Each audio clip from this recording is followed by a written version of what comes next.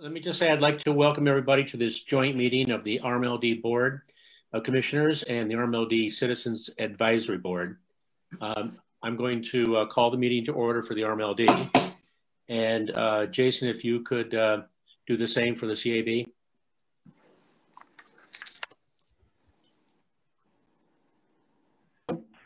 At this time, I'd also like to call the meeting to order for the Citizens Advisory Board.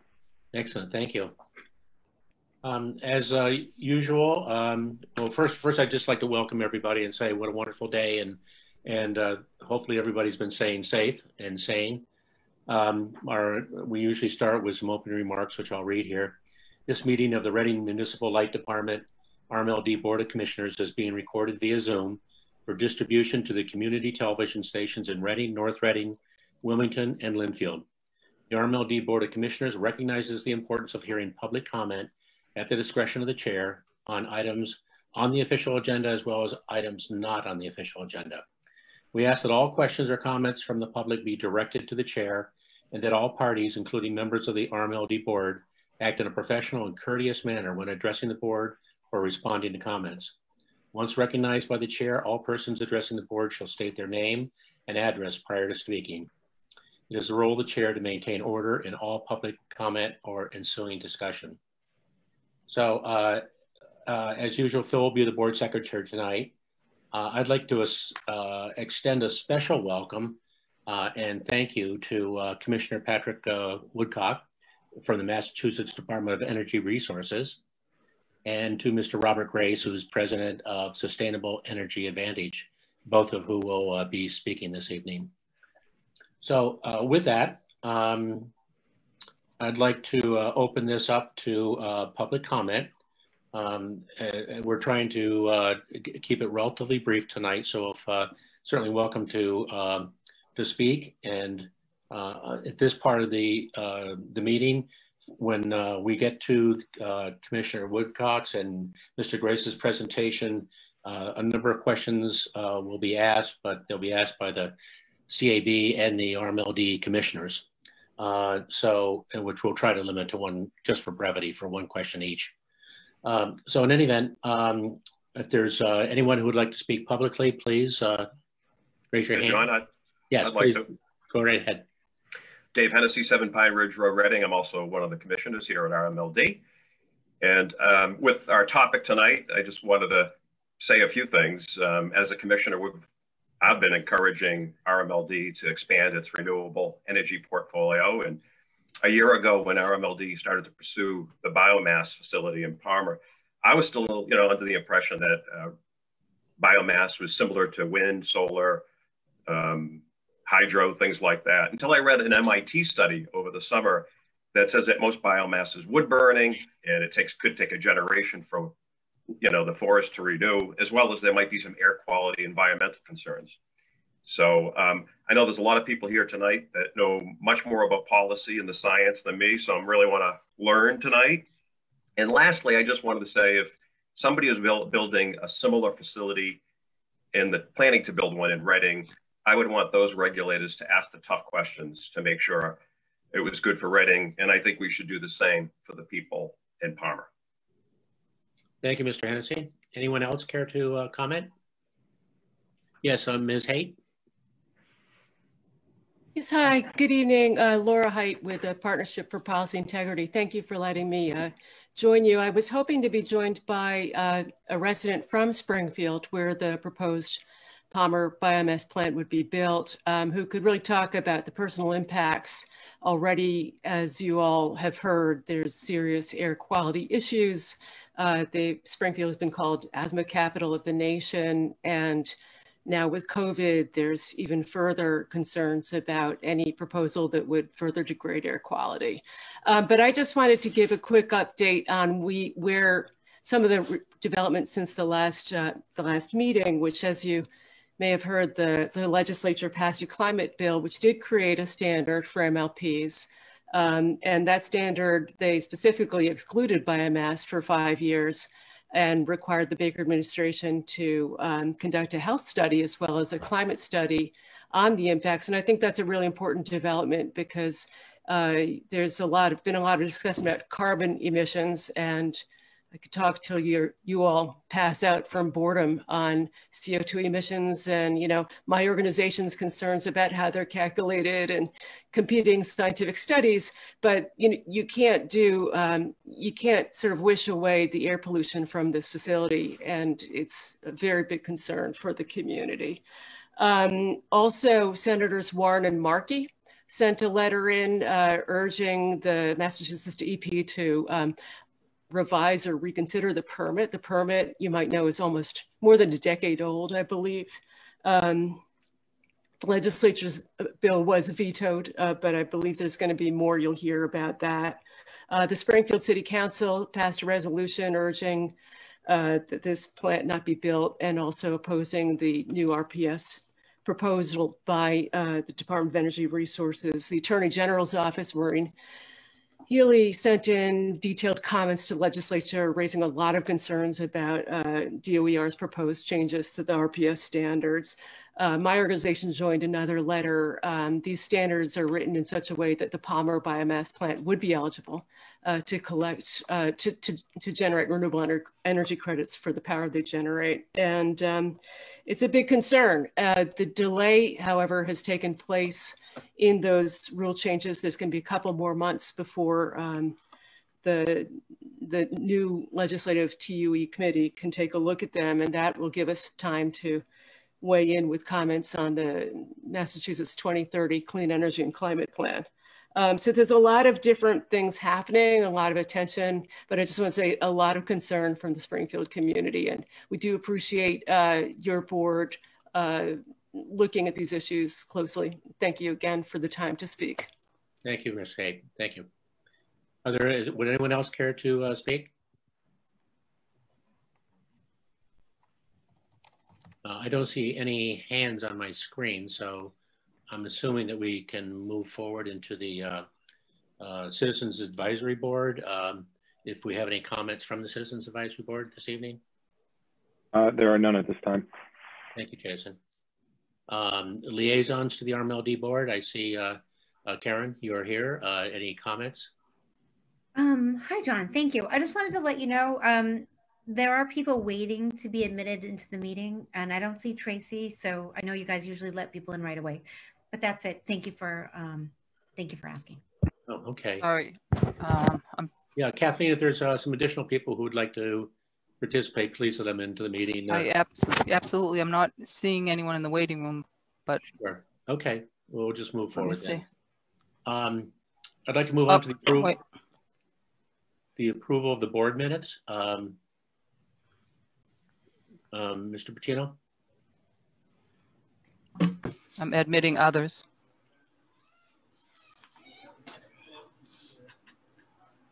Here we go. Ready again? The others coming in, or we got other people? Yes, there are others coming in. Okay, well, I don't know. I apologize. Okay. Let us know when they're all in.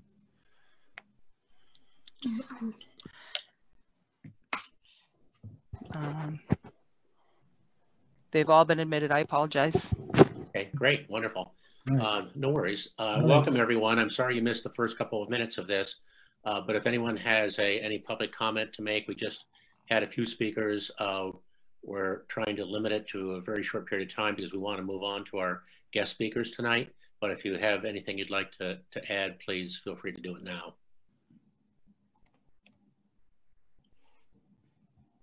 And I don't see anyone requesting anything on my screen, so I'm going to move on to the minutes.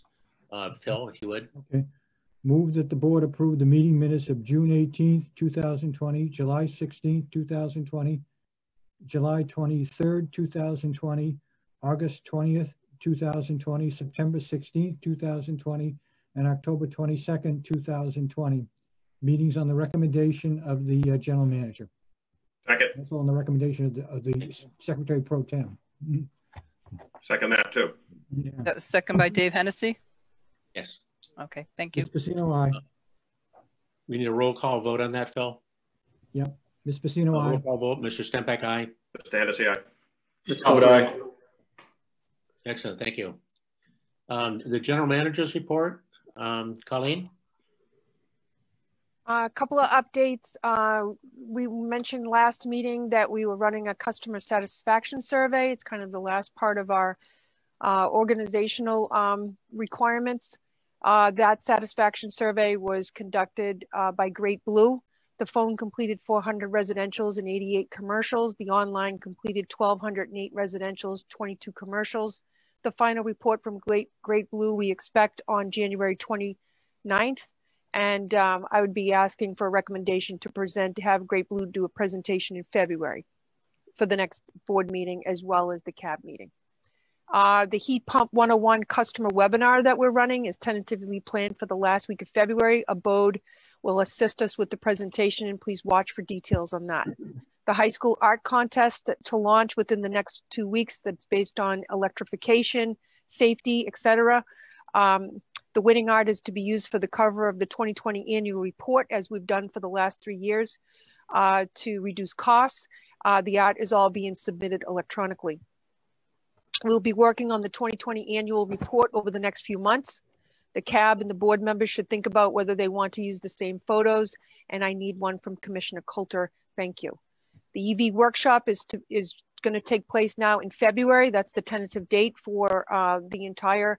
We should be going over, what our programs is to date, and then have a round discussion between EV owners. We'll begin planning that shortly for February. Extension of the DOER MLP solar rebate. The initial funding for the RMLD customers was $500,000. Thanks to the DOER, they contributed half, and the RMLD contributed half. An additional $250 in funding has been made available, and the deadline was extended to 6/30/2021. $550,000 has been paid or committed to 51 projects, an average size of 9 kilowatts to date. So kudos to everyone for that, and the extension continues. So please give IRD a call for that information. That's all I have. Thank you. Great. Thank you, Colleen. Chair? Yes. May I ask Robert Coulter to unmute? I didn't hear if he. Do you have an eye on approving those minutes? Oh, yes, I did have an eye. Yeah, okay. I raised my hand. I think I spoke the same time okay. Dave did. All right, I'm sorry. I apologize. We have a lip reader here in the background that. I gave the universal. Okay, thank you. Right, sorry about that. No problem. Okay, I'd like to move into the sustainability energy policy reformation or reformation. I'm not sure which it is. This is a part of our third training session, and Mr. Phipps is going to be leading that. Greg? Okay. Great. Okay, so I'm going to just kind of walk you guys through what we're going to do for the next hour. This is session 3. The intention is to focus primarily on context and background for the commissioners and also for the CAB as they consider what we might do relative to a Policy 30 update. We'll talk a little bit about Palmer at the very end.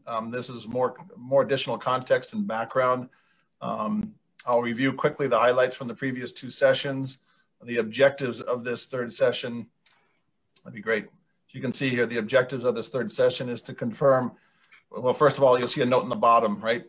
So SB 2029, the bill that was mentioned, was actually vetoed on January 14th due to the end of the session and the governor vetoing, but it's been resubmitted yesterday as S9.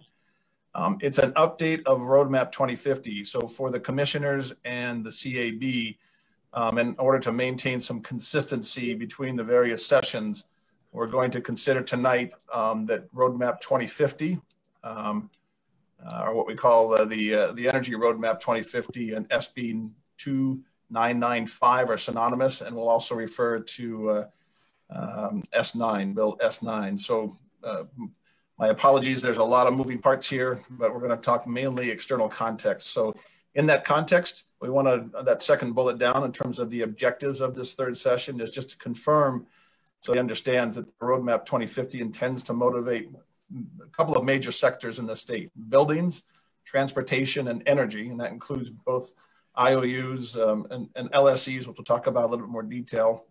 but also MLPs, which historically have not been part of various compliance. They'll be included under the new S9 or the 2925 Roadmap 2050. The common goal is to get everybody to net zero net carbon, but realistically along different paths. So we're going to dig into that first bullet a little bit, or bullet number 2 in a little more detail.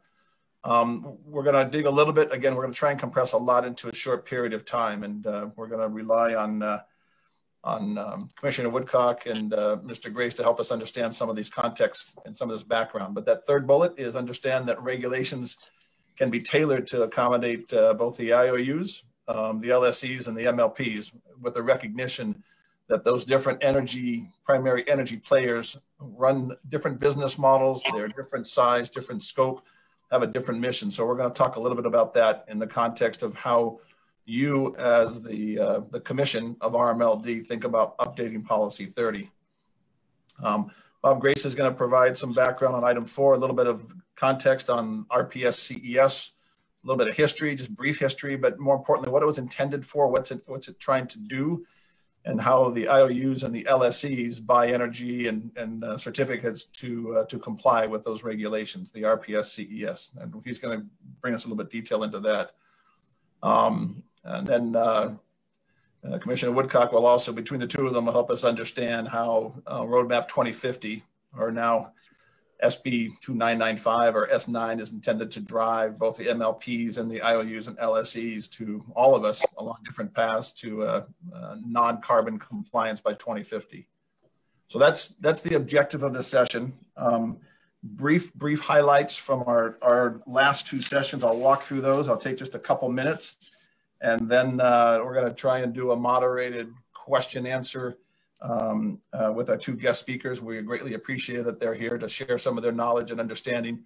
And as you guys probably all understand, there's a lot of moving parts, fairly complicated, but we want to try and continue, as Colleen and the chair mentioned, to provide some additional context and education and training as you guys jump into our Policy 30 update. So highlights from the last session. We talked briefly, and this is probably for the benefit of everybody, but RMLD is an MLP. It serves 4 towns in Massachusetts. Most of you guys understand, right? Reading, Lynnfield, North Reading, and Wilmington. We have a very broad base of customers, which is great. The mission that's on our website is, just to keep in the context, reliable, competitively priced, clean energy. So we talked a little bit about that early on in session 1. Back in 2012, Policy 30, the current version of Policy 30, which was sustainable energy, was authorized, and the focus was on renewable, as we talked about last session, renewable energy goals, and included some discussion about RECs. As a result, over the past 7 years, the RMLD team has built our power portfolio under this policy. So with the guidance and the guardrails, we built and we continue to build the policy, our portfolio under this Policy 30. As we talked about at the very end of the last session, the results, we are actually, as RMLD, ahead of our Policy 30 goals that were set back in 2020, back in 2012. The goals that we set to achieve by 2025, we've already achieved. And we'll probably talk a little bit in the following discussions. We've done those with, we call associated certificates. We talked a little bit about that, where the facilities that we are buying from, we were buying the certificates along with the power. The other thing that we finished off last week or last session was a comparison of the cost impact of if we took the current portfolio and adapted it to be compliant with the Roadmap 2050. And we also compared it in terms of what the cost would be in ballpark figures in terms of being compliant with the RPS CES. We'll talk a little bit about more of that in this session. So that's a quick summary of where we were. So what I'm going to try and do is, we have three sessions, as you see here at the bottom. Again, Commissioner Woodcock and Mr. Grace will kind of talk about these topics. I'm trying to do it a little bit question. I'm going to drive the questions for the next roughly 35 minutes to kind of keep things guided on Policy 30. And then at the very end, the last 10 minutes or so, I will, as the chair recommended, allow questions from each of the commissioners and CAB to our two guests. And again, we are very thankful that the guest can join us. In this Q&A, we're kind of on three main topics, just a little bit of, so again, for understanding, as we think about RPS CES and Roadmap 2050, again, alias SB9 or S9. A little bit of context. The Commissioner Woodcock's going to provide a little bit of context for that.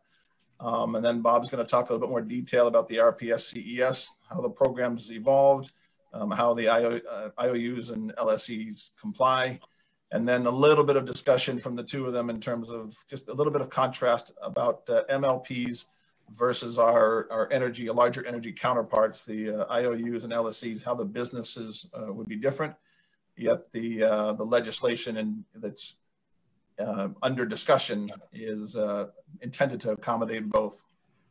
So that's how we're going to run. Commissioner Woodcock, so I'm going to start with you.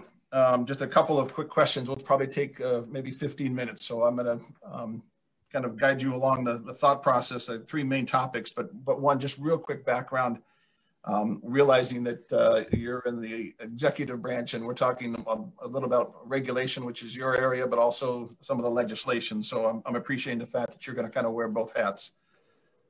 You've had a chance over the past several years and then most recently the past year to get a sense of the MLPs and the sustainable energy policies that are in place, not mandated or legislated, but that are in place. And there are 41 MLPs in the state of various size. RMLD happens to be the largest. But if you just quick comments in terms of what you've observed, any observations in terms of how you've seen the MLPs looking at renewable and how they've set some policies over the past couple of years in the context of renewable energy resources. So just a couple comments if you could. Sure. Well, thank you. Appreciate the opportunity to have this dialogue. Specifically, I think what has been really transformed in this discussion is what technological change has done for pricing of renewables and other initiatives to lower emissions. And it's a conversation that I think has really altered how MLPs think about obligations. And also thinking about a commitment to a net zero Commonwealth goal in 2050. It was alluded to at the beginning, but there's been a great partnership between the Department of Energy Resources and the MLPs that was reflected in our partnership on the solar MLP program. Really, it's attracting, I think, participants that are doing it, to contribute to our overall objective to lower their energy bills and collectively to create a more diverse energy supply. The pricing that we're seeing is much more competitive. We just saw Congress pass an increase in the tax incentive. So I've never been more encouraged of kind of where technological changes to try to advance some of these goals. I have noticed that there's more uniformity with the MLPs, I think, on the overarching goal to kind of get to 2050. I think the details and how MLPs will arrive at it is going to be unique to each community. I think the area that I see MLPs, and this gets into a little bit of how there's some distinction with the IOUs, you guys have an incredible amount of flexibility and implementation now, being able to pivot quickly where IOUs are governed effectively by the Department of Public Utilities and the legislature for procuring electricity. I know there's a lot of discussions on looking at offshore wind and looking at a scale that and in a flexible way that a lot of customers are unable to do. So there really has been a significant change just since I've been working with the Baker-Polito administration since 2017, and really look forward to partnering on some of the other areas beyond the electricity portfolio, but really electrification, getting into, you said the heat pump 101, tremendous opportunity for the Commonwealth. and furthermore, looking at the electrification of transportation in this next decade. So I'll pause there. And well, that actually is great. That kind of sets up the second related question, which is just as you think about both the regulatory and the legislative processes, and I'm kind of bringing it back for the commission and for the CAB, you know, I'm loosely calling it Roadmap 2050, but SB, 2995. But it's our understanding, as we mentioned earlier, that the intention was to bring as you said, the Commonwealth, so buildings, transportation, and energy to a common goal by 2050. Could you just talk a little bit about, is it reasonable to say that legislation and the regulations you guys are putting in place is intended to bring all these sectors to the same net zero non-carbon goal in 2050? And then a secondary question was, talk a little bit about, as you started to, the fact that the paths might be different. But the first question is there a common goal that you guys are trying to instill all of the sectors? And in the case of energy for us, MLPs, I will use LSCs to a common non-carbon goal. If you could talk a little bit to that, what the intention of the legislation is. Sure. So for baseline context, under the Global Warming Solutions Act, the legislature established a goal of 80% reduction of greenhouse gas emissions under 1990 baseline by 2050. Last year, during the Commonwealth's State of the Commonwealth, the governor established that we would increase that ambition to a net zero standard by 2050. And as articulated by the Secretary of Energy and Environmental Affairs, that requires at least 85% reduction economy-wide by 2050, and additional land use sequestration, soil-based mechanisms can be used to also meet that net zero requirement. That is in the legislation you referenced, does include a net zero that would be codified in statute. Going to what was issued on December 30th, a lot going on. So I appreciate you guys bearing with both on the legislative side, on the regulatory side, but Energy and Environmental Affairs issued a clean energy and climate plan that is currently in draft form and accepting public comment.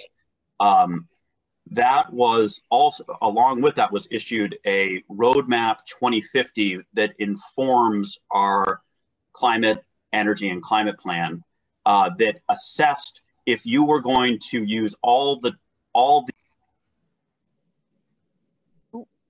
No. We just lost you, I'm afraid. Hey, Patrick. Patrick. I'm sorry. Audio, yeah. Yep, sorry about that. So the 2050 roadmap was an effort to see if you used all of the technology that exists today in the forecasts from the Energy Information Administration, how would you arrive at net zero in 2050 at the lowest cost? And I would encourage all of you, it's not that difficult to get the breadth of what the scenarios really looked at, but a few themes really came across from that analysis. One is that electrification will likely be play a significant role in a 2050 plan. Furthermore, with the increased electricity demand, we'll need additional clean energy, a lot of it. And if you look to what resources can contribute to that, offshore wind is a very compelling resource for our region. And the roadmap was not a policy that will be implemented, but it informed what I referred to as the Clean Energy and Climate Plan. And that plan, again, in draft form, really targets of what are the policies that we should put in place today to start achieving our 2030 goals and put us in position to achieve our 2050 goals. So I would say the most prominent features of our Clean Energy and Climate Plan, and I'll refer to it as CCP just for brevity, is really to focus on our building sector in the next 10 years. That's where we would see our most of our emission reductions with the installation of air source heat pumps and maintaining our ambitious energy efficiency goals. I'll note one area that has a specific specific implications for MLPs is that it does raise the prospect of the Department of Environmental Protection under existing authority assessing a review of what is called the Clean Energy Standard and the Clean Energy Standard for existing resources in the next year, and assessing ambition for currently that covers investor-owned utilities, but it also references that it would assess whether MLPs should be subject to that regulation. So that is the current status, and that is under current law. As you noted, the bill that has that arrived at the governor's desk and has been refiled also has provisions relating to how MLPs should account for the attribute market. So I'll stop there on the CECP, and that's the key component that I'd say for MLPs as you think of your electricity supply. That's great. Thank you. But I'm gonna probably come back to do a little bit of contrast compare with ML in terms of how the regulations and legislation accommodates, more specifically in the energy sector, the different scale of providers, MLPs of various sizes, and then the IOUs, LSEs to get to that goal.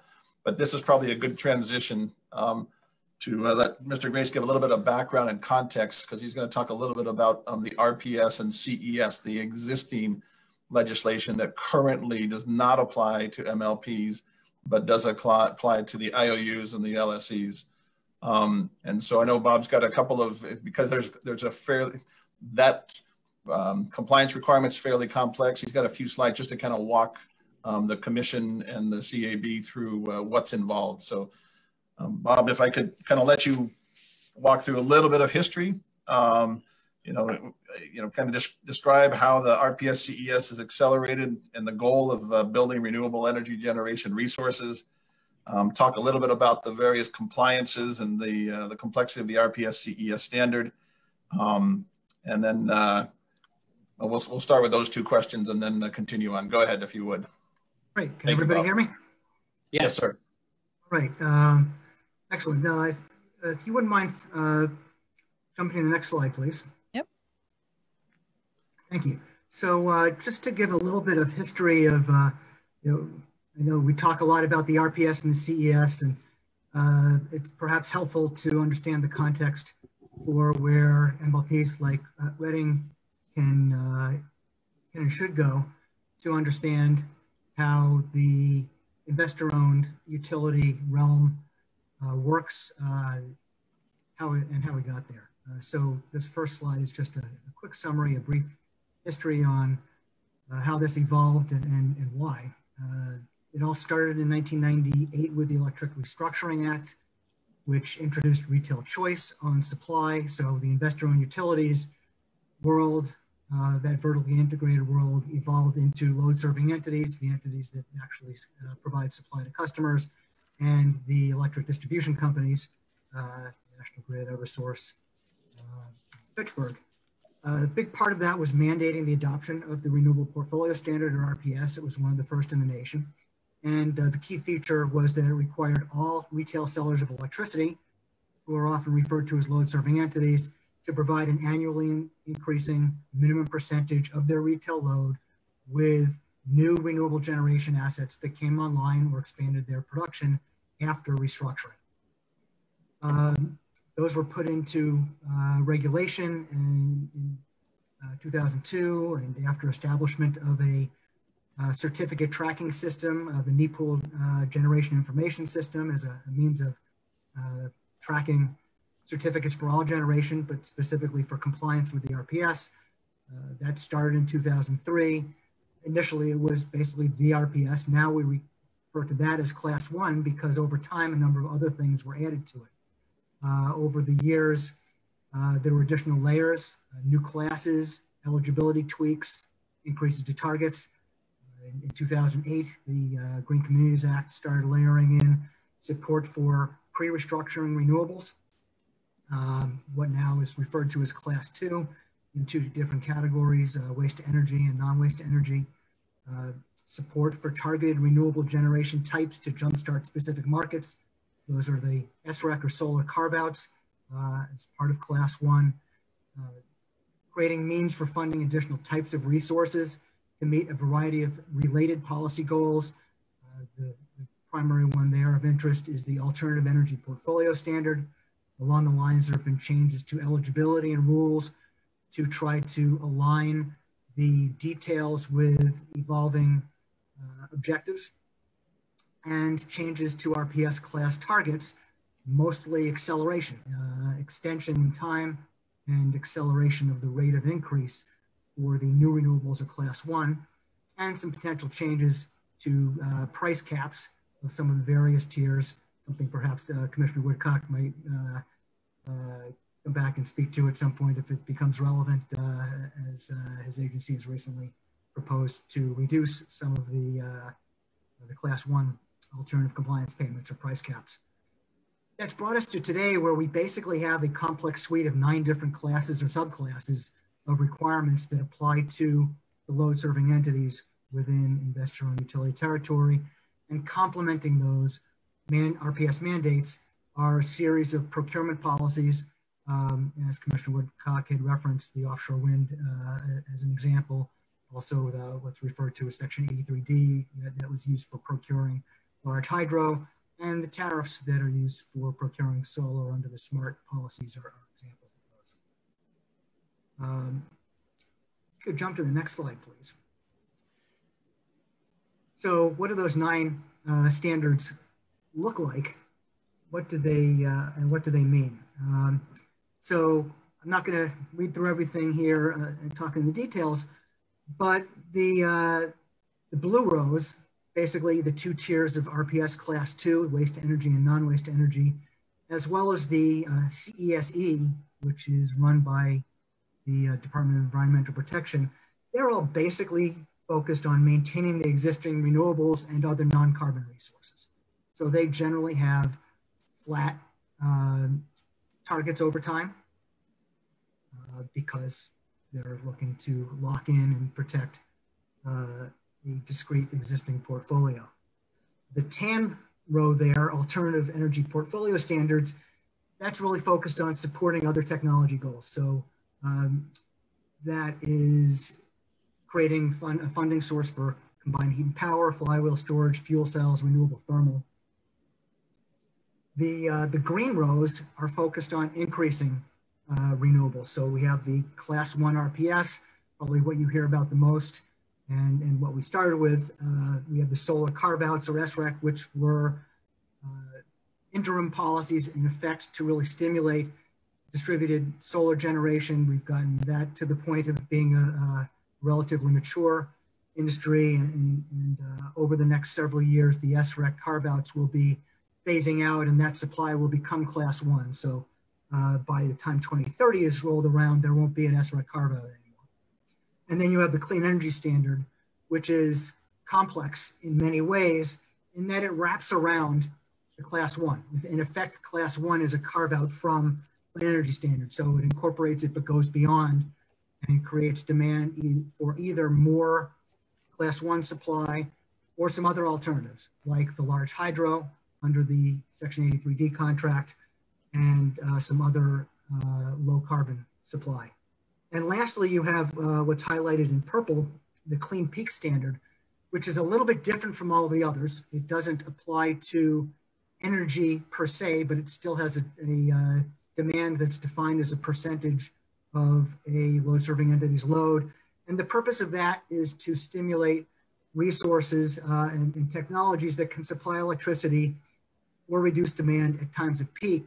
So that's really driven to create the means to integrate a large volume of intermittent renewables and replace the fossil fleet and be able to keep the lights on. So you can see here that the targets increase dramatically over time for some of these, and for others that they are fairly constant. If you look at the sum of targets, the first of the two gray rows near the bottom, you can see a little bit more than 30% of load now when you add everything other than the Clean Peak Standard up. And eventually, based on what's currently on the books, that would get to be 120% of load by 2050. Some of those may be adjusted because at the end of the day, I'm not sure that requiring more certificates than the amount of load is where the rules will ultimately settle. I've also highlighted here with a number of asterisks that there are a number of these tiers that are being considered or proposed for changes. Class 1 RPS increases in those targets were proposed under the bill that just got vetoed and resubmitted. The Class 1 SREC carve-out, Patrick's agency has recently proposed some changes to that, as well as to the alternative energy portfolio standard. The CES and the CESE, as Commissioner Woodcock just mentioned, the CEPN has suggested potential changes to those. And so in red text, I've identified some of the estimates of the impacts of some of those changes. And you can see that those potentially could increase the targets even further. Not entirely clear that they're all going to happen at the same time.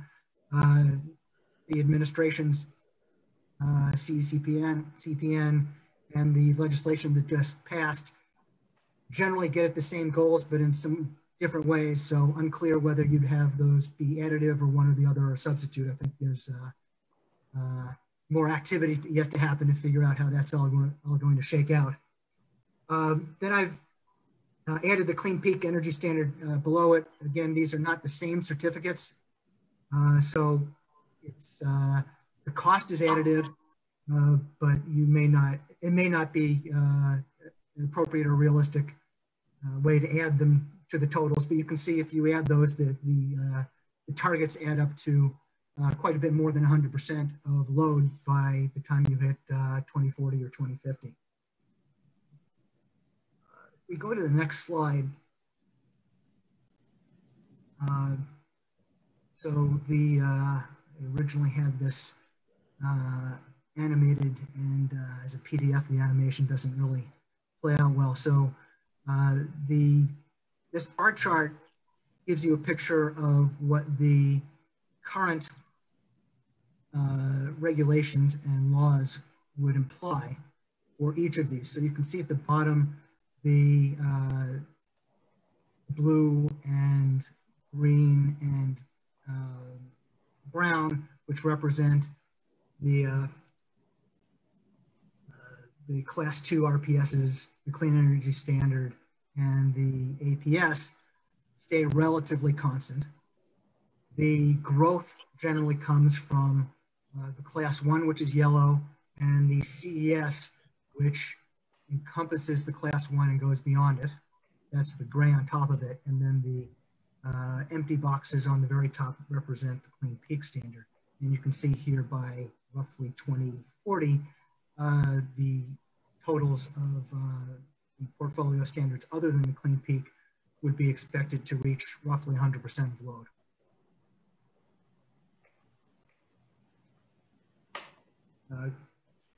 Greg, did you want me to get into the next slide now as well, or did you?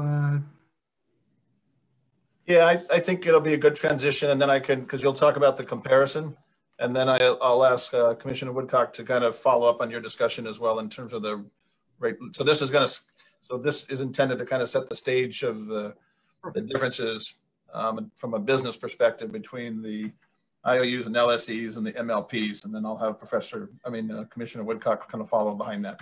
So go ahead.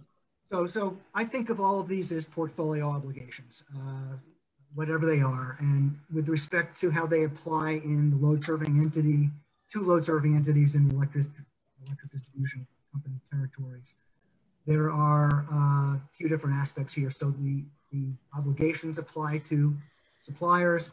They started in 2003, and these apply to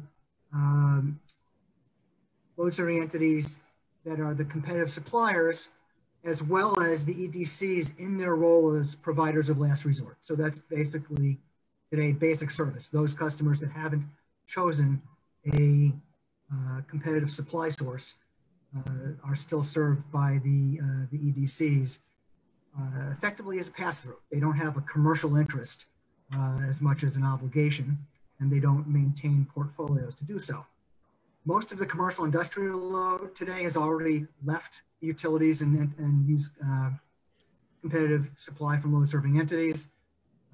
Historically, most of the residential and small commercial and industrial customers have not taken competitive supply. They have been on basic service until recently. There's been a big boom in community choice aggregation, started throughout, I think it was something like 140 of the different municipalities in the region. And very recently, Worcester and Boston, the biggest of them, have launched community choice aggregation, many of which incorporate a standard offering that includes renewables in excess of the minimum standard.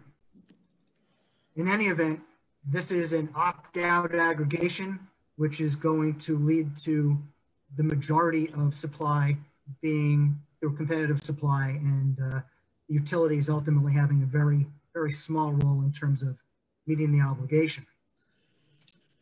So the implications are that load serving entities generally have no long-term customers. Retail supply tends to be 1 to 3 year contracts and get churned and get swapped back and forth between other competing suppliers.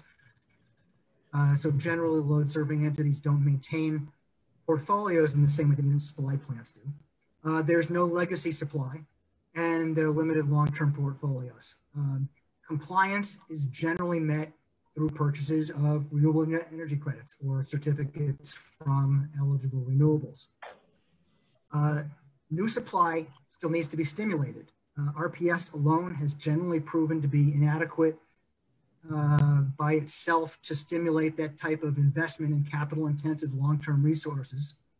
And so over time, Massachusetts has implemented a range of long-term procurement policies that have helped get projects financed that effectively fed supply into the RPS markets.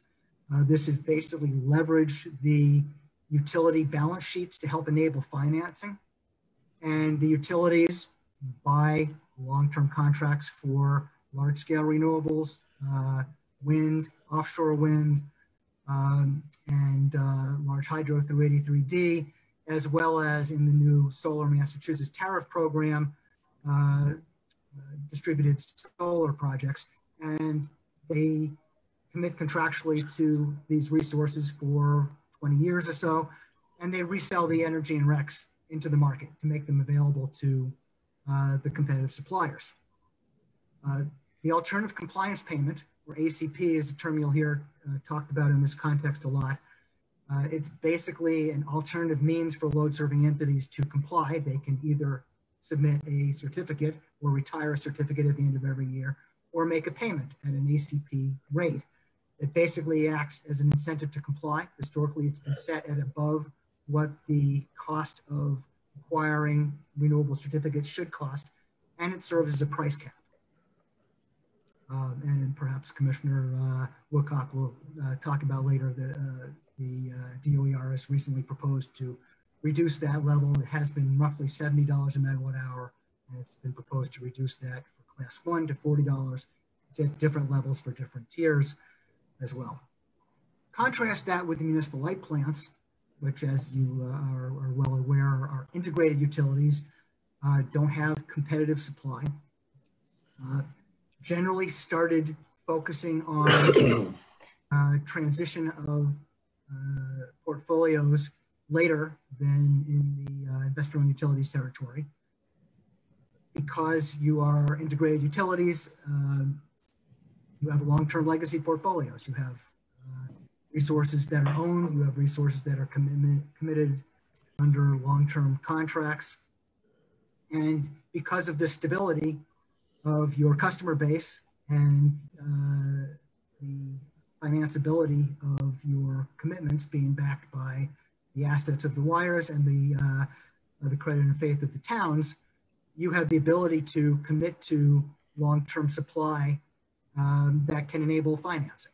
And that's really important in the clean energy space. So to conform to portfolio obligations with different eligibilities than what you have as resources already in your portfolios, you would need to shuffle certificates. You would need to potentially sell some that aren't applicable to the obligation or the policy that applies to you and buy some others. An important last point here is that MLPs are ultimately accountable to the folks here at the board, the ratepayers and the town boards, which suggests a few things, that there isn't necessarily a need for a punitive level of penalty for a shortfall in meeting the laws and adopted policies. Having a ACP at a higher level is more meaningful in the competitive realm than in a realm where there's more self-policing and full responsibility, where the governance is potentially sufficient incentive to stimulate best efforts for compliance. So the point. Hey, Bob, let's pause here. I want to transition back over. I think you did a good job in terms of providing some background of RPS and CES, the complicated nature of it, and this slide set the stage in terms of the inherent business differences between IOUs and LSEs and MLPs. And so I want to just shuffle back over, transition back over to Commissioner Woodcock, and just have him, Commissioner, if you just talk just a little bit about the some of the key structural pieces that have, you mentioned earlier that both groups, the IOU, LSEs, as well as the MLPs, they're all going to be held to a common standard by 2050. But the S9, or what we were calling earlier Roadmap 2050, and S2995, but how the combination of regulation and legislation, A, will bring the MLPs into some level of compliance, and B, accommodate the fact that they're different businesses. Can you talk a little bit to that? Yeah, I'll certainly try. Maybe I'll give an example right now of how the regulatory context works for the investor-owned utilities. Oh, please. So give you an example, when we, and DOER, along with the utilities, conduct a competitive request for proposals for offshore wind. And in that review, we receive competitive bids back, and we assess as a bundled product the attributes, so the environmental attributes associated with the generation. So that is all of the 9 different attributes that Bob mentioned, and also the energy.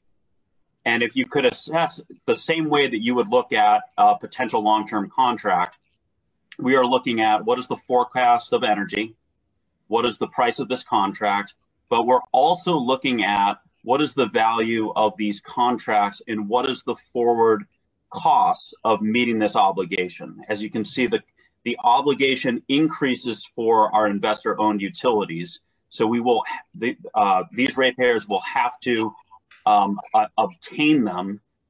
So and as a result, unlike the investor-owned utilities right now, the MLPs will be looking forward under existing law, really at just kind of the energy and your own commitments, right? There's no statutory or regulatory requirement. Our own policy 30, for example, agreed. Right, exactly. So you mentioned that you have a policy that's been guiding you, but that has been individual to MLPs thus far. It really is an accounting basis that our Department of Environmental Protection establishes for accounting for greenhouse gas emissions. And I'll pause there because I'm about to go into some detail of how we account for things. but really the current methodology is looking at the environmental attributes that we have as a total Commonwealth that we retire in the state. We count that as a zero emission bid, even if those generating facilities are outside the state. So if we have a contract with a solar farm in New Hampshire or a wind farm in Maine, and those attributes are coming back to Massachusetts, we can account that for that within our portfolio. So the real central issue is that we don't want to allow double counting, and that's embedded in our entire NEPOOL GIS system. So you know, the idea long term that I think MLPs and the Commonwealth are going to have to work on is how do you align our current DEP inventory with what the MLPs are doing, so we're all. We lost you again. Lost you again. Yeah. Sorry. Ultimately, in 2050, that we can establish that the MLPs have contributed proportionally to meeting the net zero targets. Good. Thank you, Commissioner. There's a lot more detail that we can go into. I think before we talk, we just want to take just a couple minutes at the end to talk a little bit about the biomass. But before we do that, John, as chairman, do you want to just take a moment right now to allow the commission and the CAB to ask just one question each to our guests? Sure, I don't see why not. And then maybe we could deal with the biomass issue, although they may be intertwined as well. Yep, so that's fine. Yep, if you that's great. Wouldn't mind, Commissioner Woodcock, we've got members from the Citizens Advisory Board as well as 5 members from the Reading Municipal commissioners that may have questions, and if you would be open to accepting them. Sure, of course. Would anyone like to start? And Chairman, and just as we get started, there's a large group of us, so short answers and basic questions if we could, to the extent possible. Thank you. Go ahead. I'll be happy to start, Mr. Chair. Yes, go ahead. Thank you. And I do appreciate the need for brevity. So these are complicated matters. And so, we've had a good hour-long presentation, so maybe it'll take just a little bit longer than a minute or two. I'm very appreciative of the efforts that have been made on both the business side and the regulatory side to try to help the MLPs, have some good standards. The concern arises when rules and regulations, and I have a question coming after this, are relaxed in order to do that. It's going to come up with the biomass, but the biomass regulations in the RPS have been significantly weakened. And I'm just going to quote from the Attorney General, who says, Commissioner Woodcock, that they contain, that those regulations contain numerous provisions that may increase, not decrease, greenhouse gas and other harmful pollutant emissions, and that the analyses purporting to support those regulations appear to overlook important considerations, make unsupported assumptions, reach dubious conclusions, and show that the regulations may indeed have troubling emissions impacts. And it's the relaxing of those rules that enables a facility like Palmer to develop a business case, because they can sell the power to us and then we get credit for non-carbon emitting under this climate bill, and somebody else can buy the RECs, and so there's cash involved too. So that is sort of a form of double counting. My question is, how did it get to the point where anybody on Beacon Hill thought that municipal light plants actually wanted these things to happen with respect to biomass? I've heard that said quite a bit by a lot of people who are knowing what's going on up there. The last sentence I would just say before you answer that is, the municipal light plant boards in Massachusetts do not want inefficient woody biomass plants that are enabled by gutting the rules any more than do the people of East Springfield. And I think the proof of that is that only a handful signed contracts with this. In our case, we're taking a second look at it. I think we need to take biomass out of the refiled climate bill so that we're not kidding ourselves or our kids, that this is non-carbon emitting. And Governor Baker has said he wants data-driven policy. The existing rules on renewable energy with respect to biomass are based on facts and science. Mr. Talbot, could you please limit your so my question is, that's the preamble, and I'm sorry, but we've had an hour, and this is a 2-minute question. The question is, how did it get to be that commissioners and lawmakers on Beacon Hill thought that municipal light plans wanted this to happen? I'll try to respond. Thanks for the question. So in current law, biomass is an eligible Class 1 resource. And what is difficult when you're developing regulations to govern how to meet eligibility, Dave, it's what the Massachusetts DOER conducted in 2012 was an assessment of how to manage life cycle emissions.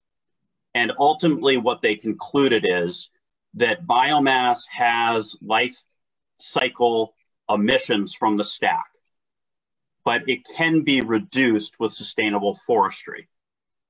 And as a result, what is very important is that you promote sustainable forestry when you are having any biomass policies. And that's pretty logical that the emissions would go up if you clear cut a forest and do not have the photosynthesis process for the regrowth of that forest. So as a result, the Manomet study suggested that we really promote the type of biomass that one, the entire forest has to be independently verified that it is being sustainably managed, and two, that we promote the type of biomass that is a waste stream, right? This is promoting the use of sawdust, wood chips that would otherwise go to landfill.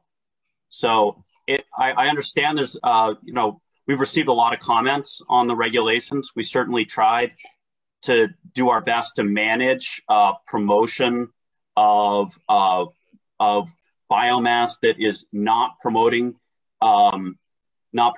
unsustainable forestry. That cannot be done. But we did our best. We did put out a response to the comments. We get to get a lot of thoughtful comments, and ultimately we put forward the regulations, and we have filed them at the Telecommunications and Utilities Committee, and are awaiting the feedback from that committee. Yes, Mr. Coulter. I thank you, gentlemen, for speaking tonight. My question is, you speak to an EDC and we're an MLP. How do you see an MLP surviving in the future in this environment? I mean, right now you talked about accounting. How are you going to be able to make a profit? I could just see an MLP being pushed into nothing more than a smaller EDC, the way that structure is set up right now. So I don't know if that's part of the thought process, is pulling in the MLPs into this world, because I see a convergence happening in over time of an MLP becoming nothing more than a distribution company with this setup. I don't see how you're going to be able to sustain yourself independently. But if you could comment to that, please. Well, I do think that there's a recognition that representing 14% of the load, with going to 100%, that we do need to increase our ambition, whether you're an IOU or an MLP, over time. I think what we're trying to do as an administration is recognize that, one, you are continue to have basically a vertically integrated utility, that it really wouldn't make sense to require you to enter into long-term contracts in the same manner that we require the investor-owned utilities. But I think that what we're attempting to do with the discussion about the CES and CESE is, could there be at least consistency for retirement of attribute markets that allows more flexibility. You know, CES includes and CSE includes nuclear, hydro, a breadth of different resources. And ultimately, I mean, I think the costs are coming down for these resources. So I do hope that this is not something that is punitive over time, but you know, meets the ambition that we require, but allows the flexibility for the MLPs to meet it. So, but to answer your question, all of these are, you know, we have a draft CECP, we have legislation that's pending. So you know, these are discussions that are occurring really right now about how MLP should fit into a net zero context. Thank you, Commissioner. Do we have any other questions from either board? Yes, Vivek, please. Yeah, hi. This is a question. I guess it'll go to Bob Grace. So Bob, you showed we lost your audio. A lot of different choices for building out. Sorry, can you hear me? No, only now can we hear you. I think you need to hold it close. Sorry. Okay, all right. Sorry about that. So Bob, you talked about several pathways to build up to net zero or even possibly beyond net zero, right? So if you look at that, in that projection, how much of that is based on biomass? I mean, if you really look at biomass, we're saying that the biomass has to come from waste and wood chips, right? And it's not to be, so there's a finite resource. So how much of this plan that you show actually talks about biomass? Do you have any idea? Sure. So for Massachusetts. Mm-hmm. So the important point here is that each of these tiers has a target, a percentage of load, and a set of potentially eligible resources. Biomass is one of 10 or 11 different types of resources that could be used for meeting class 1. In Massachusetts, very little biomass has been used or historically has been part of the total. Class 2, technically, non-waste energy allows biomass. I don't believe there's any class 2 that's currently certified. It's currently met almost entirely by legacy small hydro resources. Biomass would be eligible for the CES.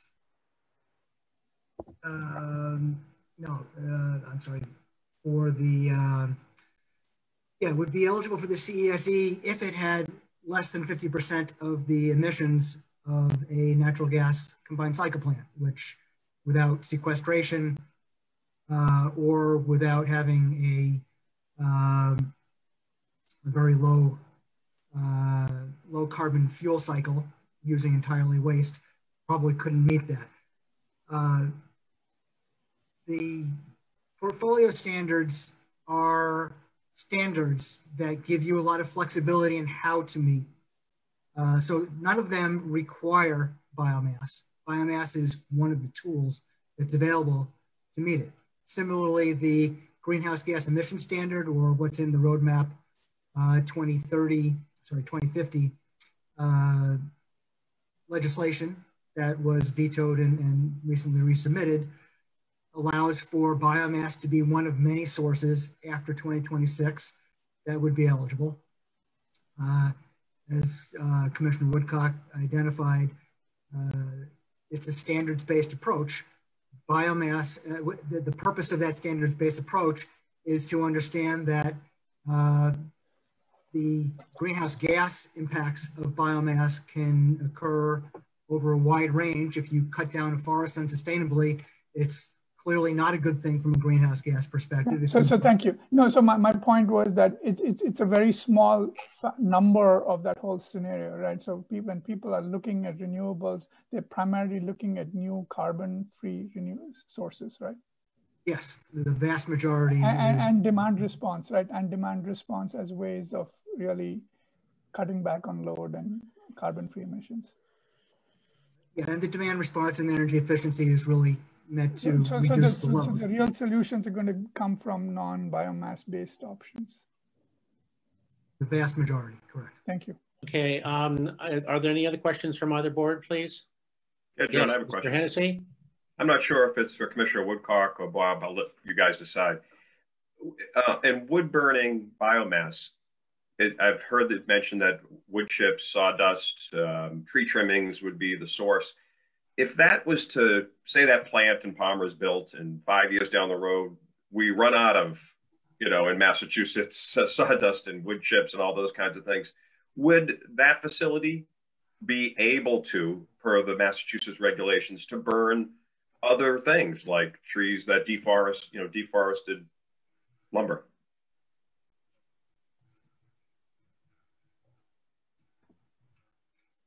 Sorry, I didn't quite catch the part of that there. So you're saying that there could be a potential for a change of what could be combusted in the facility?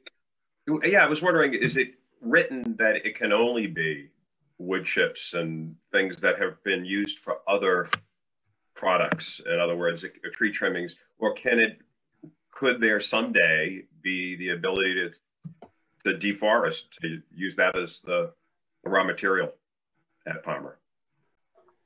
So, under our current regulations, it requires that it would have to be 50% less than a combined cycle natural gas facility. And so it would take a regulatory change, and furthermore,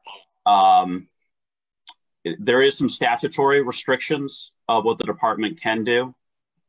For the specific language is using advanced technology to and promote, I believe, greenhouse gas reductions.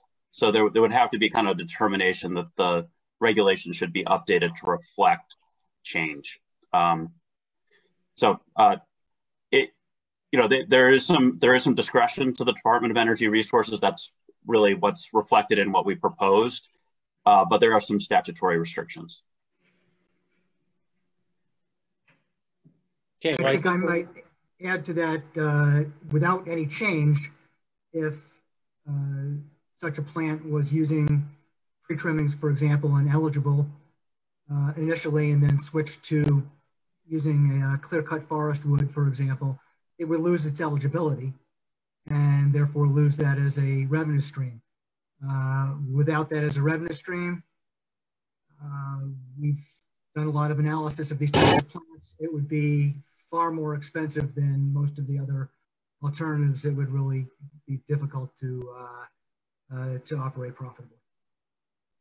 One brief follow-up on that is, how do you know what's on a truck coming from New York State, New Hampshire, Vermont, or Connecticut? I think your resource study that we have posted on our website says that the supply shed might have to be as much as 160 miles or 169 miles from the plant. How do you know what's in those trucks from other states? Yeah, there is a required that they certify and that it is independently verified that the forests are being managed sustainably. Now, I'm not going to say that could there be efforts to try to avoid our regulations. We do put pretty significant restrictions on requiring that they meet these standards, and they would be revoked if they are not applying to the standards of our regulations.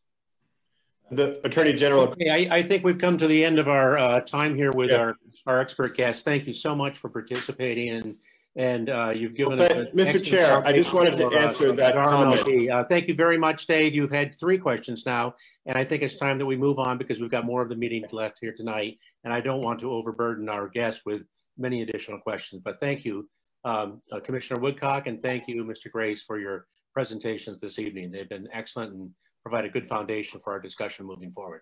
Thank you again. Thank you. Thank you. I'd like to move on now to the financial report. Wendy? Good evening. I'm going to share my report here. Okay, so we just wanted to do a real quick update for you. So the financial review, the financial highlights. Can you see the screen changing? Yes? Yes. Yes. Okay. Yep. I just want to make sure there's no glitches here. So the financial highlights, in December, we had some payments that went out, the pension obligation transfer to the Mass Municipal Depository Trust on 12/16 in the amount of $2.1 million. The Town of Reading payment, the return on investment, the agreed upon amount, half of that payment was made on 12/29, $1.2 million. And the 2% net plant payments based on the kilowatt hour usage by town.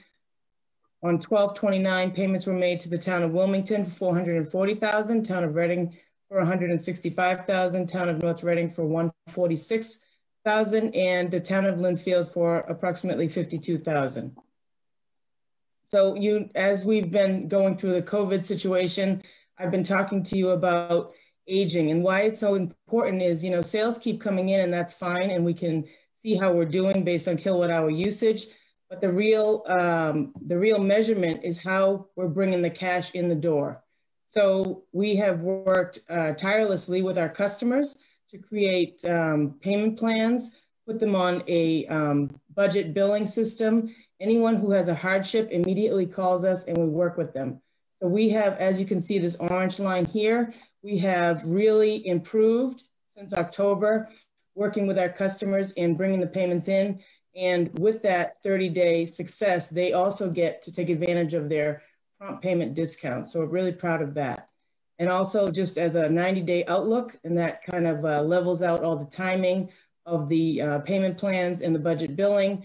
Also, we've come quite a ways from October when we were seeing quite the dip there, and we're back up at 96%.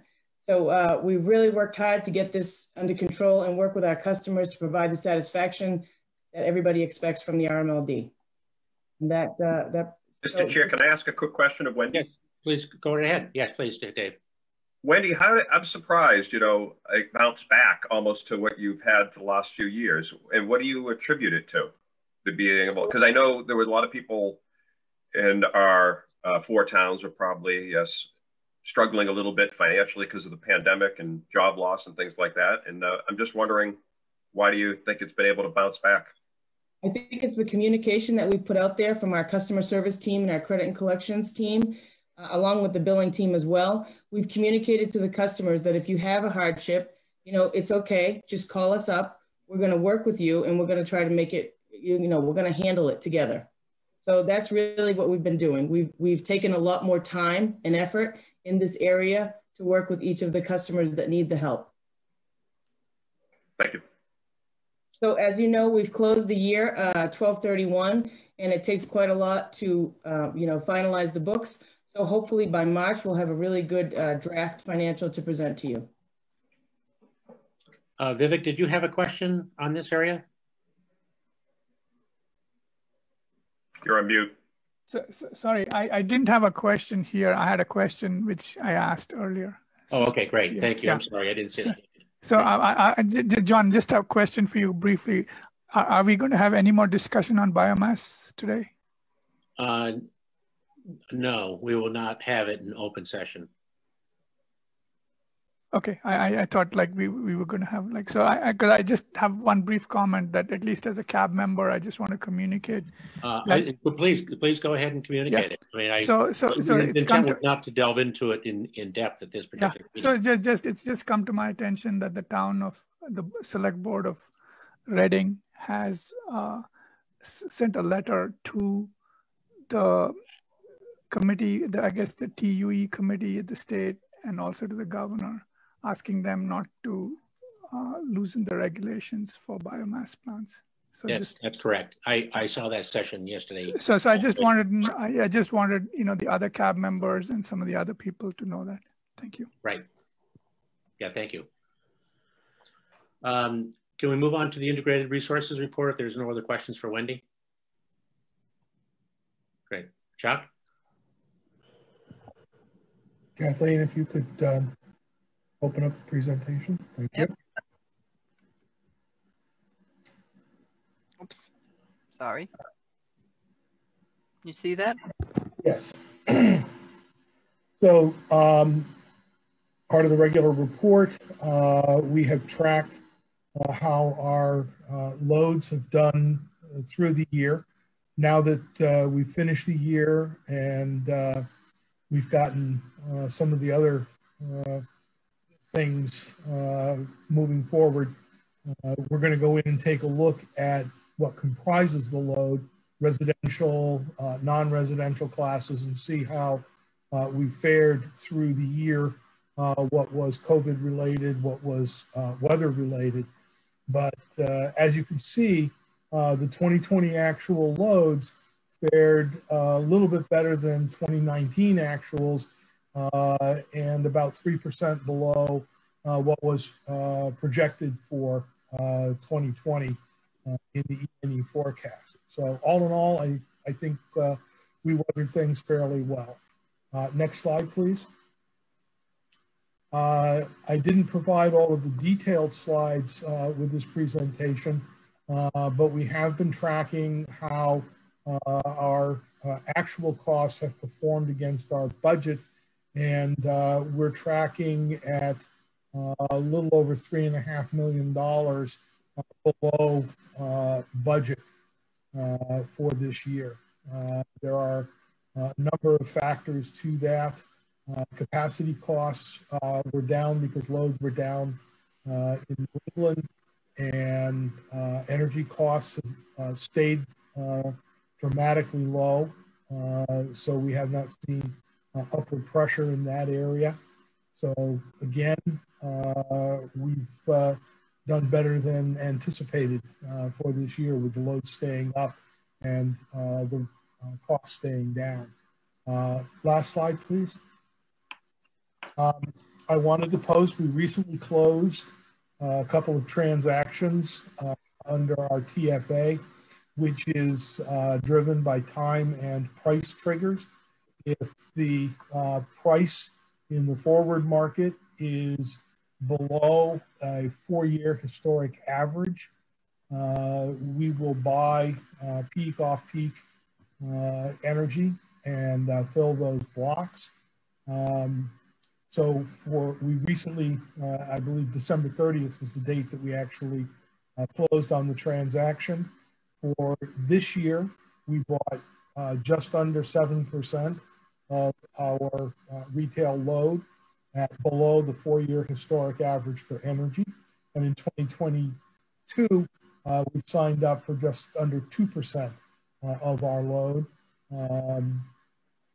And you have the corresponding budget impacts for those 2 years purchases there.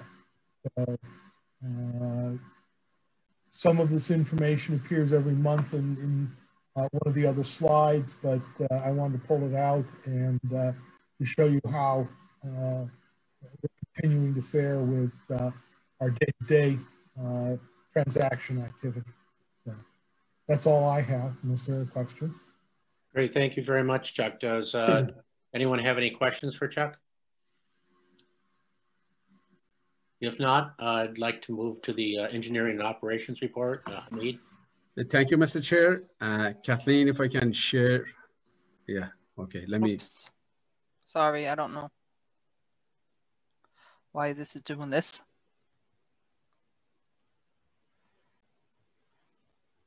There. Sorry about that. Oh, you're going to be doing the slides? Yep. Oh, okay. Did you want to share them? No, that's fine. You can't. Could you please go to the next slide? Okay, this slide is showing basically the reliability indices that every month I've been reporting to the board, which shows basically how our reliability is doing. I'm glad to announce that, again, this year was another successful year with good numbers, and I'm expecting probably to get another award from the APPA on having a great reliability in the Northeast region. So all in all, we are doing very well. So we closed the 2020 in good with good numbers, and we're right there. The next slide, please. The next slide basically is showing you the causes of the outages. As you see, we've had many storms, more storms than 5 years average to date. And, we had lots of tree falls, we had lots of animal contact, and a majority of the equipment damages were due to tree falls and the animal contact. In spite of all of these, the reliability has been really great, and we've been managing it in the best way possible. Next slide, please. This is I'm just giving you updates on the service requirements handbook that was published. Basically, it's on the website today. We put it on the website. These are what we did. We started this process last year, and we kind of did a study of 45, 46 utilities, municipals, and also some IOUs, looking for best business practices models, already incentives as far as electrification is concerned, energy efficiencies, the solar, the DGs. We did a study on that also, which we put the requirements that what customers they need to do and what the RMLD liabilities and responsibilities would be. On the primary metering, we have now new terms, engineering improvements that we made, lots of configurations, lots of tables, and also the technical drawings and specifications that we put into that to make it more user-friendly. And we also talked about the distributed energy resources based on the study that we recently did to show you that what the process and procedure is, and it's pretty much user-friendly for the customers to follow those. The next slide, please. The service requirement handbook's key revisions basically on the URDs, there are no changes. The developers are still going to be paying for transformers, cable installations, including the terminations and elbows. For the non-URDs, which are industrial, commercials, and apartment buildings, RMLD has raised the level of the transformation that it would provide for the customers to 750 kVA. And the customers, to pay for still for primary cables and the labor. So this is actually moving, providing incentive for the customers, especially commercial industrial, to move into our service territory. So it's going to be costing them less money to pay for the service, which is a great incentive. Again, this was the result of the study that we did to see what is the best model to follow for, to follow based on the industry best business practices. And that's what we decided to raise that from currently, which was up to 500, not including 500. Now we raised it to up to and including 750 kVA, which is, it's costing the customers less money for transformation. For the primary metering, RMLD has multiple requirements, and, we considered the customers that, have only one account and not multiple accounts, one account and over 1500 kVA of load single or cumulative, that they're qualified, but it still requires the RMLD's discretion. We need to look at other parameters like the difficult to access, the long primary distributions and stuff like that, that is being reviewed by the committee. And then, we let the customers know whether they can have primary metering rates or installation or not. So there are many components, many moving targets that, it's continually being updated. And as we're making these updates and revisions, the revisions they're going to show in that document, so the people, they could see that, what is the latest and greatest. The next slide, please. This one, basically, the service required handmaids, we made lots of improvements in the IRD programs that we're going to continue to promote energy efficiency, like Energy Star appliances. We're also promoting the electrifications, which mean the heat pumps program, the EV chargers, panel upgrades, and outside appliances that we have a section there that shows basically what those are and how the customers could benefit from those programs. And again, we continuously, the committee is looking into the best utility business practices in order to update them, make sure we follow the, that model. The next one, I guess that's it. If you have any questions, I'll be more than happy to answer them. Great. Thank you very much, Hamid. Are there any questions? Yes, Colleen? Yeah, I just wanted to add, thanks. The committee did a good job. This service requirements handbook has been on the website for many years. It's very comprehensive. It's very typical for large utilities to have these. You know, John and Hamid had a committee to run through it, and we're going to continue to do that because as best utility practices change, we'll provide those updates. It is posted today. If you want to take a look at it, it is geared probably more towards developers and commercial. And Joyce is going to send out a press release on it as well. So pretty comprehensive, lots of stuff in there, and take a look at it. But nice work. Greg got posted today, right? Yes. Okay, great. Very good. Very good. Thank you, Mr. Chair. If I may, I'd like to take this opportunity to thank my assistant, John McDonough, also the committee members and IRD and everybody, and Wendy's group. Everybody, they did a great job to providing inputs and doing the research. It took us 1 year really to do the deep research to put this document together, but I think we got a great product that I think the other utilities, they're gonna follow our basically model. Thank you, Hamid.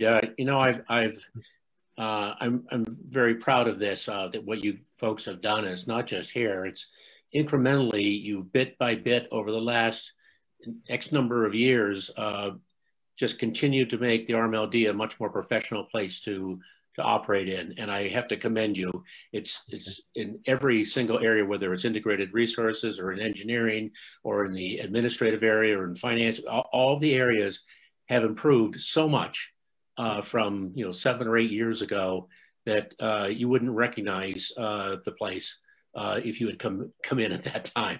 So my hat's off to every single one of you. You continue doing a fabulous job.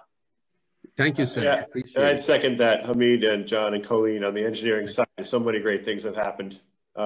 Getting the system back in shape. I don't think I've had my power out in 6 years. I like to hear that, Dave. Is that a good thing or bad thing? It's good. Well, it's good. You have solar, so you're not going to be out. That said, I think we have a motion as well, Hamid. Yeah. Thank you so much. I appreciate it. Yeah. If you could go to that, appreciate it. Let me set. You ready? Let me go to that. Okay. You good? Yeah. Go ahead, please.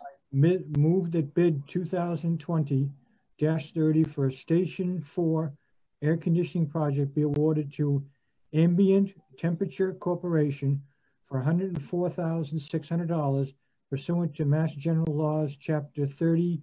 Section 39M, right, as the lowest responsible and eligible bidder on the recommendation of the general manager. Second. Any discussion? Okay, do you want me to explain about the bid? Would you? Okay, this basically is the cooling system for Station 4. The control house, it's really running hot, and that's going to reduce the thermal capacity and thermal ampacity or current carrying capability of the feeders at that substation. So in order to prolong the life of the equipment, as well as improving the ratings of the cables and the getaways going out of the station, we decided to put this cooling unit, which is very sophisticated, and it's gonna, basically improve the overall operating conditions there. We sent the bid to 26 bidders, and only 2 responded. Neeland Construction Corporation and also Ambient Temperature, and the Ambient Temperature was the lowest responsive bidder. The Neeland Construction, it's a construction company, and one of the requirements for the bid was that you need to be specialized in HVAC. So that's why that you see that they didn't meet the requirements. And then, for 104,000, they're the lowest bidder anyway, Ambient Temperature. So the bid is being awarded to them. Just a little bit more, if I may talk about this project to see that, it's really complicated. It's not that, easy. It involves really demolishing the existing pavement at the northern end of the control house, excavation and backfilling for below grade structure, installing a reinforcement concrete foundations for cooling unit, installing grounds and, you know, the grounding connections and everything to the station, setting the air conditioning unit on the foundation, installing the outdoor rated safety switch adjacent to the air conditioning unit, installing conduit raceway and routed toward the control house with suspended from the ceilings, and, you know, and installing dedicated circuit breaker and lots of electronics and everything. It's going to be, you know, a controlled environment, and performing the final cleanup and also project closeout. So it's pretty involved. So it's not just the cooling unit that, you know, it's going there. You know, we got a good product. And I think you've convinced us. Is there any other discussion on this topic? If not, could I call for a roll call vote, please? Mr. Hennessy, aye. Mr. Stempak, aye. Talbot, aye.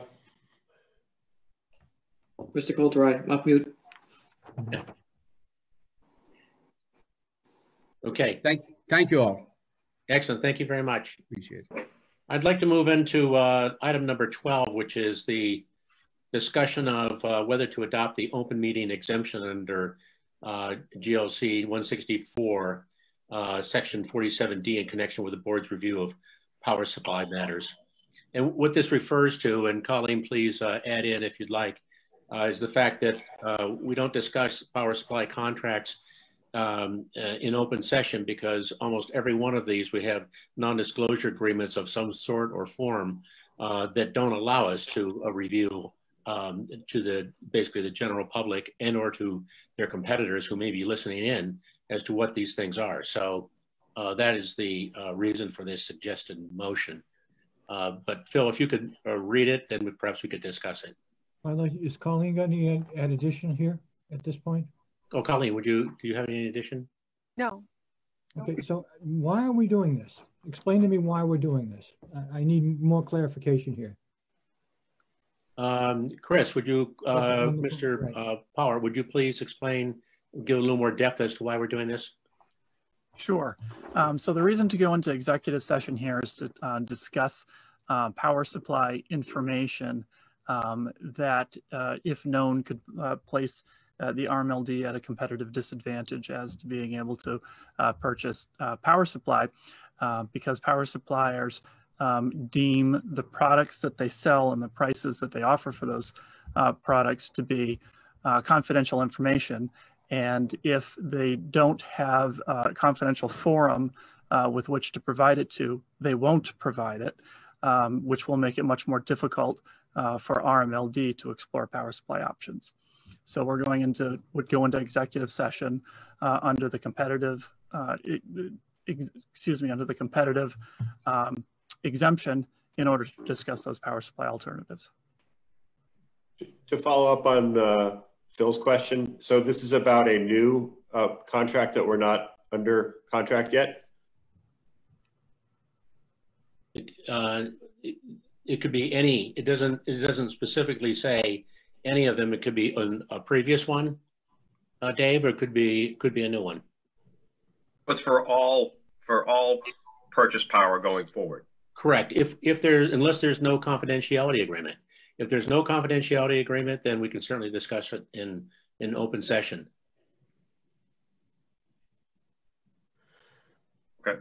Well, presumably anything that we're doing in executive session would fall under executive session, or else we wouldn't go into executive session, right? So one would think. Can I make a Yes, comment? please, Colleen. I think that there was a comment in a previous meeting that asked to dive into the law and to specify specifically about what we were going into executive session for. So I think going forward, what we will do is we will continue this type of practice, call out the specific exemption, make everyone aware of it, and then we will go into executive session. That's the point of it. So that anytime we go into executive session, we have all identified what the exemption is, everyone is aware of the exemption, and then we're good to go. John, if I may. So yeah, please. Chuck goes over very frequently what our power supply makeup is and where our contracts are. And this is specifically on all new contracts. and then they'll transfer over, so Chuck will report on those new contracts. Correct. That's correct. That's correct. Yes. Okay. That's exactly right. That's what we talked. We had talked about being engaged in the process of understanding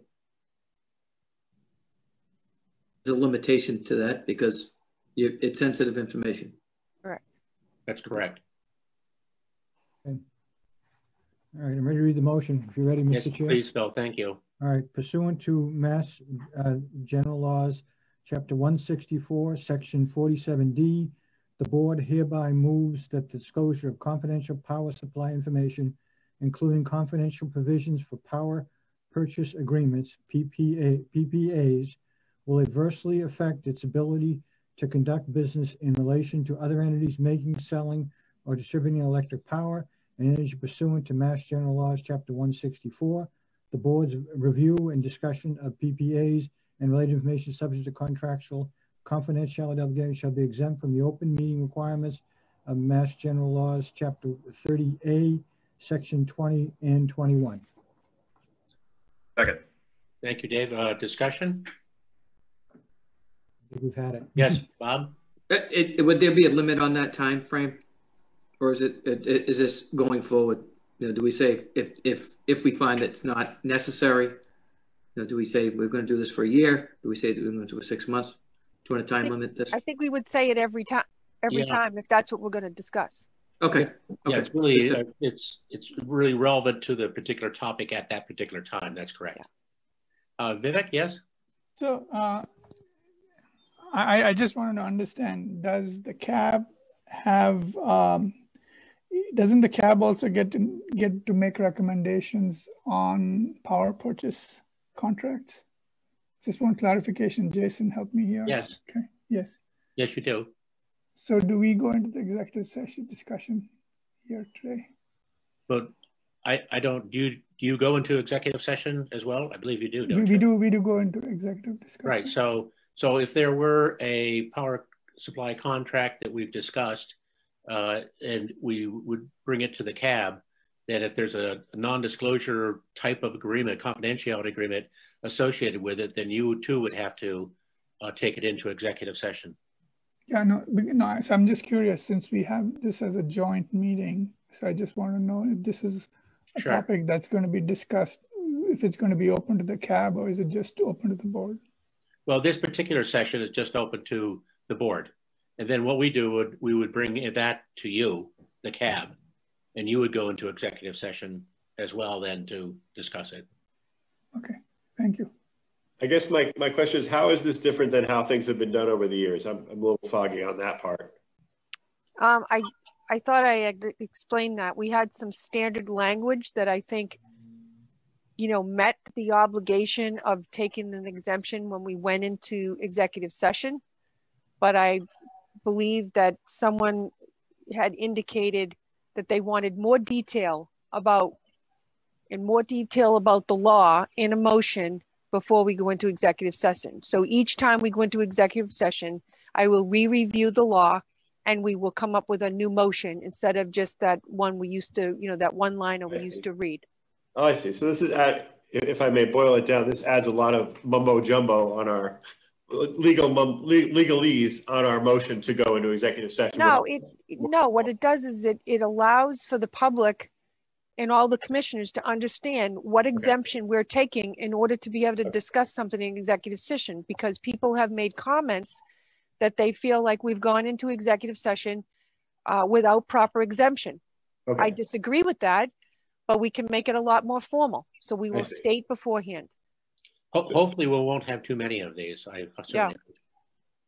Well, it sounds like a move toward better practice, right? Yeah, I think it's good governance, certainly. Continuing process improvement. That's what it is. Can I have a roll call vote, please, if there's no more discussion?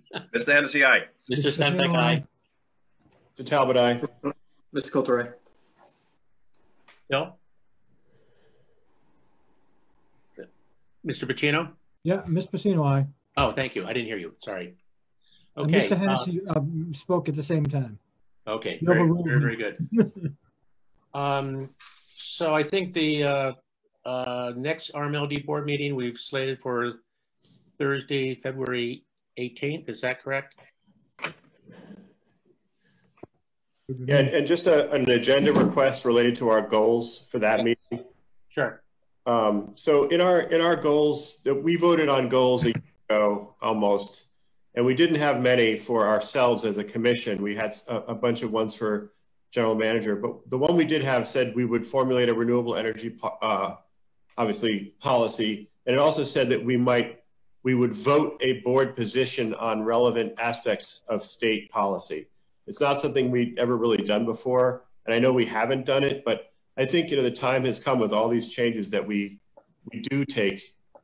We do think, and we vote positions as we said we would do on relevant aspects of state proposals. That's interesting, Dave. I don't remember that, but I'm happy to go back and take a look at that. Yeah. I don't remember that specifically. I did look. I'm not necessarily against it. I just don't remember saying it.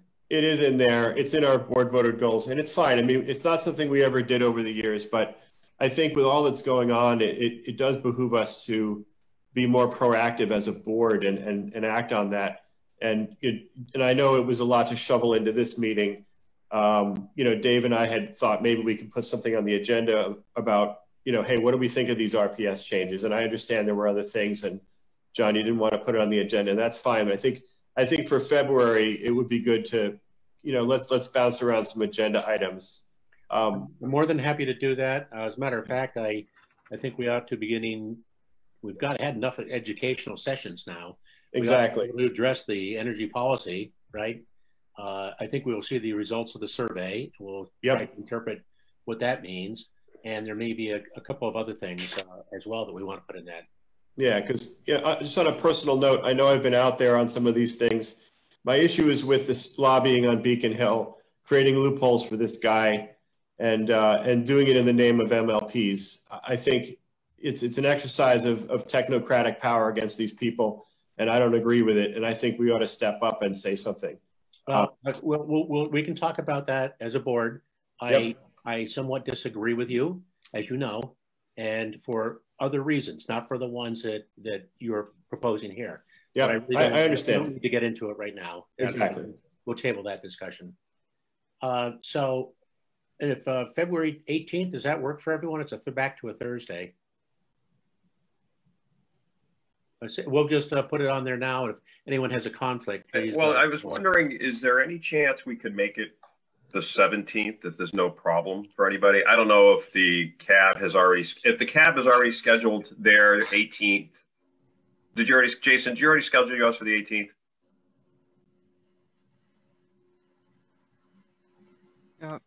All right. Okay, yeah. I kept hitting the button and it was just like changing back and forth on the mute, but I don't think we did. Is Ash Wednesday. Yeah, I don't see anything right now. Is it Ash Wednesday? It's Ash Wednesday. All right, just leave it the 18th. I'll work around that with my other thing. Okay, thank you, Dave. And I do support getting Dave's motion on February, the one that he. Okay. So I'm excited about that too. I'm more than happy to discuss it. So Jason, the CAB meeting, that's okay for the February 18th then for you, for the CAB? I believe so, but I would like to, Kathleen, could we send an email to the group where there's only 2 members here tonight? Yes. I'm available. I don't know if Vivek's available. Yeah. But we should make sure we have a quorum, so I don't think we can answer that right now. I'll send an email out tomorrow. All right, thank you. Okay, so I think the next item here is, Jason, you need to adjourn the CAB meeting if there's no other questions. I don't have any, Vivek. Are you good? Yep. Quick, John, who should I attend that meeting? Are you slated to attend it? Tonight was my slated time. So. Oh, okay. Then, sure. Yes. Why don't you do? Okay. That'd be great. Bob, you could have snuck out of that. Wow, you're a good guy. Kind of guy. You could have got 2 birds with 1 stone, and you didn't allow it to happen. You can hang out with Vivek and Jason. Why wouldn't you? That's what I said. Thank you, Bob, for stepping up. That's awesome. That's great. So, right. Jason, if you go ahead. I'm sorry. Yeah, I was going to go ahead with I think what you're going to ask, and that is to adjourn. So at this point, I'd take a motion to adjourn. Okay. I recommend that we adjourn this meeting. All right, and then there's only two of us, so I also second it. And at this point, the Citizens Advisory Board meeting has been adjourned. Excellent. Thank you very much. Very good. Thank you guys for joining the meeting with us tonight. This was hopefully both educational and we've all learned something tonight. So Thank you for having us. Yeah. So let's see here. I'd like to action item here, a motion, Phil. Yeah, move that the board go in executive session to consider the purchase of real property for the construction of a new substation in Wilmington and to discuss confidential, competitively sensitive, and proprietary information in relation to a potential transaction with an energy power supplier in connection with the purchase and sale of electric power and energy, and to return to regular session for the sole purpose of adjournment. May I have a second? Second, and that was exciting to hear it for the first time, Phil. Okay, can I have a roll call vote, please? Ms. Messino, aye. Beck, aye. Landis, aye. Talbot, aye. Mr. Coulter, aye. Okay, we're now going to move into executive session. Thank you, everyone, for participating this evening.